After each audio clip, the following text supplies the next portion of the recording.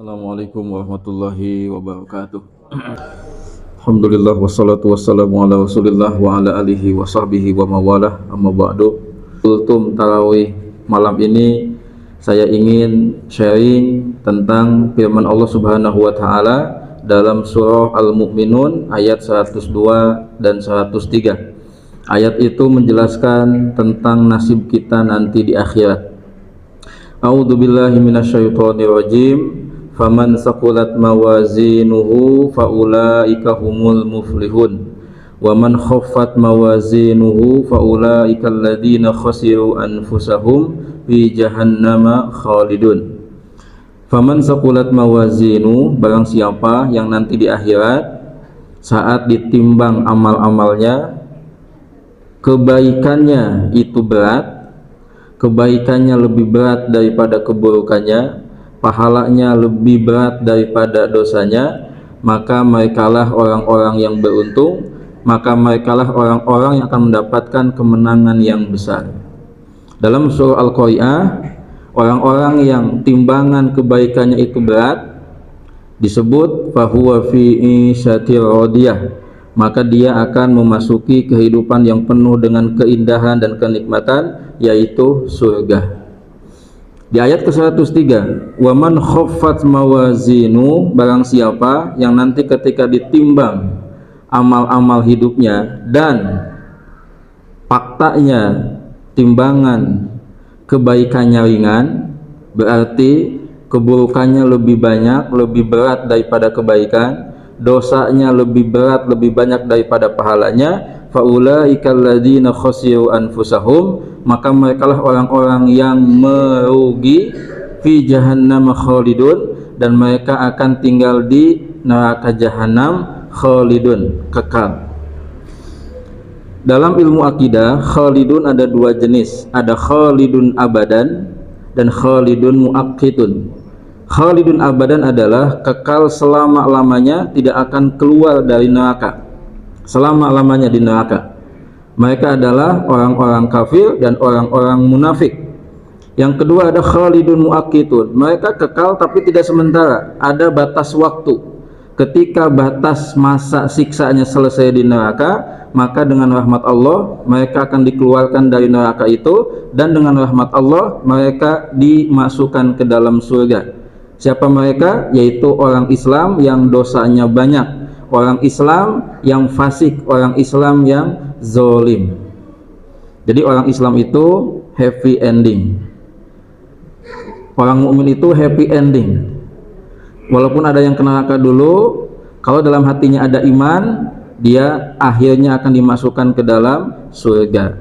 Namun jangan sampai kabar ini menjadikan kita berpikir jadi meremehkan neraka dan mengatakan, tak apalah aku masuk neraka dulu, yang penting ujungnya kan surga juga. Itu adalah pemikiran gila, pemikiran yang tidak waras.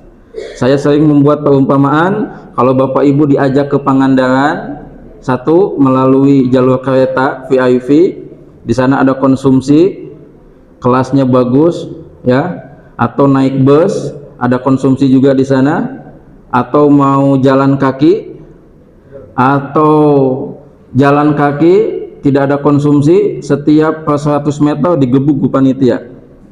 Walaupun kalimatnya sama, nanti di Pangandaran semua peserta akan dapat uang saku, makan gratis, dan lakukan apa saja yang dikehendaki. Tapi cara jalannya beda, cara berangkatnya beda. Orang cerdas akan mengatakan, saya ingin berangkat dengan aman dan selamat dan nyaman. Nggak ada peserta yang mengatakan, aku siap berangkat jalan kaki, kehausan juga nggak apa-apa, nggak dikasih konsumsi, setiap 100 meter siap digebukan ke panitia. Hanya orang yang gila yang berpikir seperti itu. Nah, Bapak Ibu jamaah rahimakumullah, apa korelasi hubungannya antara dua ayat tadi dengan akhir-akhir kita di bulan Ramadan? Hidup kita judul besarnya adalah untuk ibadah, dan di antara turunan dari semangat ibadah itu adalah kita selama di dunia mesti terus berikhtiar, berupaya untuk memperbanyak kebaikan sebagai bekal di kehidupan akhirat.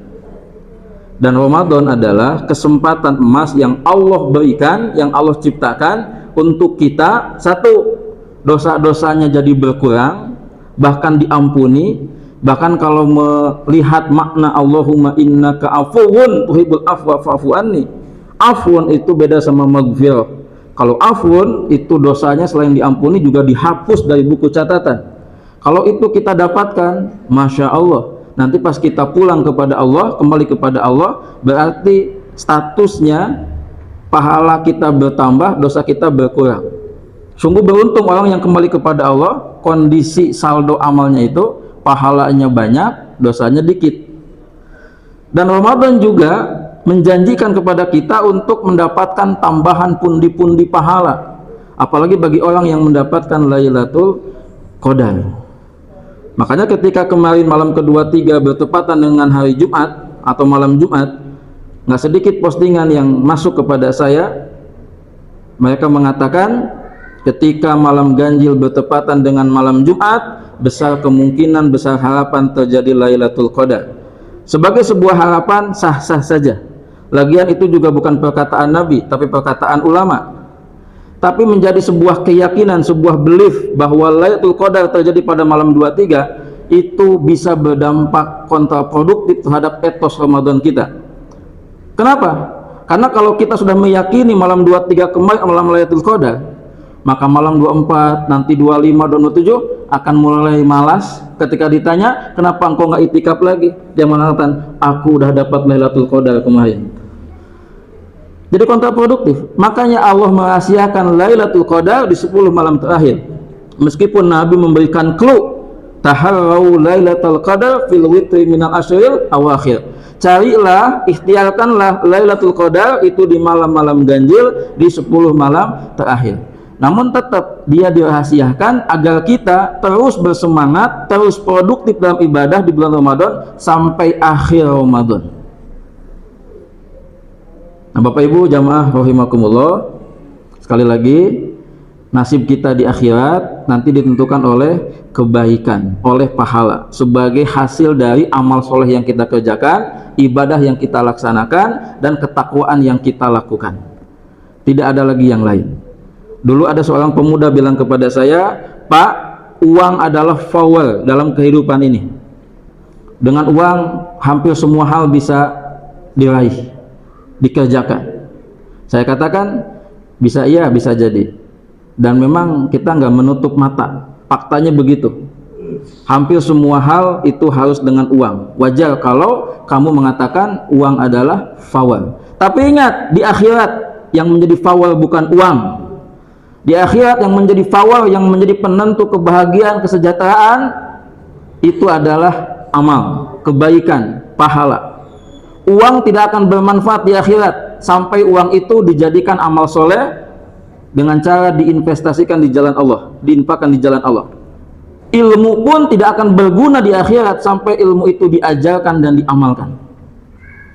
Jadi ilmu, harta, jabatan itu adalah potensi yang tidak akan memberikan manfaat di akhirat sampai potensi itu didaya gunakan, diberdayakan menjadi sesuatu yang memberikan manfaat di jalan Allah.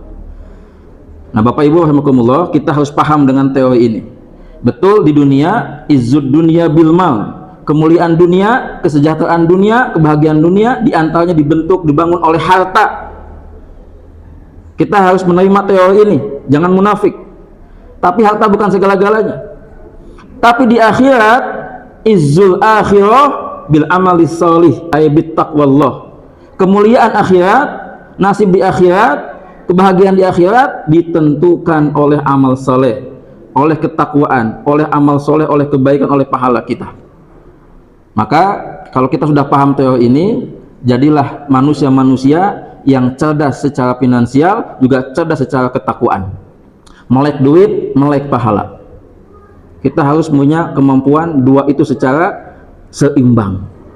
Sungguh beruntung orang yang Allah berikan dua karunia itu sekaligus. Cerdas finansial, cerdas duit, tapi juga cerdas takwa, cerdas pahala. Kalau disuruh milih antara dua itu, pilihlah cerdas pahala, cerdas takwa.